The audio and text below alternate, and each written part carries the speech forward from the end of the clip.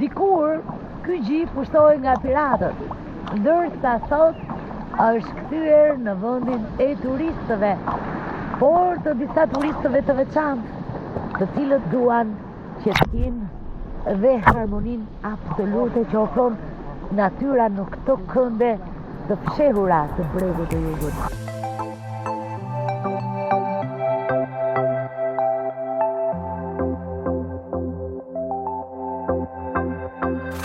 Mjafton të orientohen biznesit, të orientohen politikat shtetërore drejt parajsave që ne kemi, mos i mbajnë të izoluara dhe të mbyllura sikur po ja merr dikush. Nuk i merr askush.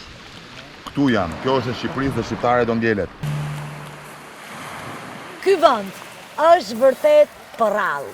Uji ofron tre ngjyra, të kaltrën, blun e thellë dhe jeshilën për shkak të gjelbrimit në ujor dhe sipërfaqësor.